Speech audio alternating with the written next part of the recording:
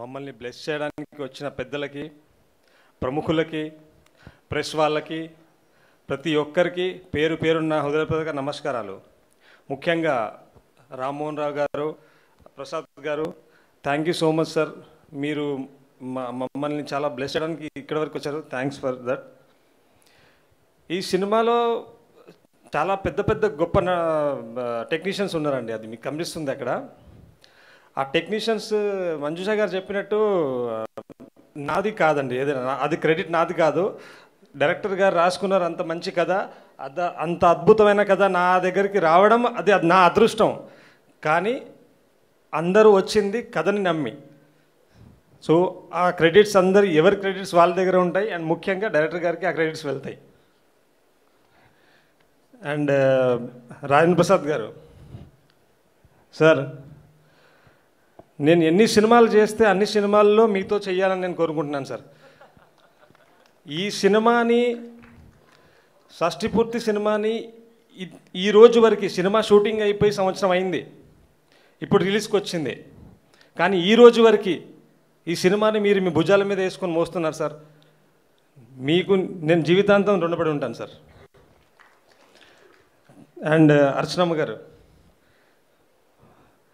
అమ్మగారితో షూటింగ్లో ఎలా ఉండేదంటే, నాకు ఇంటికి వెళ్ళినప్పుడు తల్లిని చూడగానే ఎలాంటి ఫీలింగ్ వస్తుందో, ఇంటి నుంచి షూటింగ్కి వెళ్ళాలి అంటే సెట్లో మళ్ళీ నాకు ఇంకో తల్లిలాగా అనిపించేది. So thank you so much Archana madam, నాకు అంత కంఫర్ట్ ఇచ్చారు. Thanks you so much. And మన బ్యూటిఫుల్ ఆకాంక్ష గారు, పెద్ద పెద్ద హీరోలతో సినిమాలు చేసిన తర్వాత కూడా ఒక కొత్త హీరోతో సినిమాలు చేయాలి అంటే హీరోయిన్స్ చాలా ఆలోచించి స్టెప్ తీసుకుంటారు. కానీ అలాంటి ఆలోచన లేకుండా, వీళ్ళు కొత్తోడా పాతోడని కాకుండా అందరూ కథని నమ్మినట్టు ఆవిడ కూడా కథని నమ్మి నాతో నా పక్కన చేయడానికి ఒప్పుకున్నందుకు చాలా చాలా thank you ఆకాంక్షజీ. And CP sir, నేను డైరెక్టర్ గారు ఎన్నో నెలలు కష్టపడ్డాము, ఎంతో చేసాము. కానీ ఆ కథని నేను నమ్మిన దాని తర్వాత ఆ కథకి మీరు హెల్ప్ అయింది, మీ తోడు ఎంతవరకు తీసుకొచ్చిందంటే అది ఈరోజు ట్రైలర్ లాంచ్కి అండ్ రేపు సినిమా చూస్తారు మీరు. Thank you so much sir. Me support లేకపోయి ఉండుంటే మేము ఇక్కడి వరకు వచ్చేవాళ్ళం కాదు. సపోర్ట్ సరే, నువ్వు ఎన్ని కోట్లు పెట్టావో సినిమాకి నాకు తెలుసు. అది లేకపోతే ఏ సపోర్ట్ ఏం చేయలేదు. నమ్మి నువ్వు చాలా డబ్బు పెట్టావు. ఎంతనది నేను చెప్పను, ఇది పెద్ద సినిమా మాత్రం చెప్పగలను సార్. ఆబ్వియస్లీ పెద్ద సినిమా, కానీ నేను నమ్మింది కథని. కథ బాగుంటే డబ్బు పక్కన పెట్టేసి కథని న్యాయం, ఆ కథకి ఎంత డబ్బు పెట్టాలో, ఆ కథకి ఎంత న్యాయం జరగాలో అనేది జరగాల్సిందే.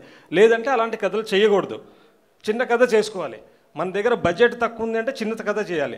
కానీ మన కల్చర్కి, మన ఫ్యామిలీ బాండ్స్కి సంబంధించిన కథ చేస్తున్నాం షష్ఠి పూర్తి.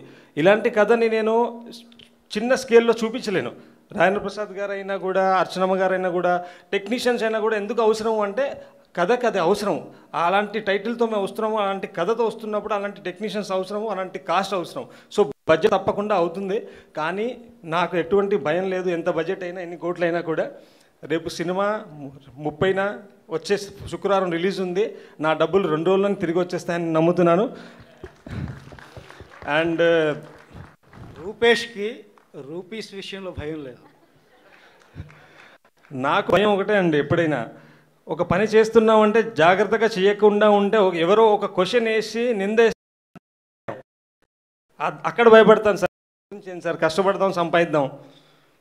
అండ్ ముగించే ముందు మరోసారి మన గెస్టులకి రామ్మోహన్ గారికి, ప్రసాద్ గారికి, ప్రాసాని గారికి, ప్రెస్ వాళ్ళకి, అండ్ ఈ ఈవెంట్ ఇంత బాగా జరగడానికి పర్మిషన్ ఇచ్చిన కమిషనర్ గారికి అండ్ లోకల్ పోలీస్ వాళ్ళందరికీ నా thank you so much sir.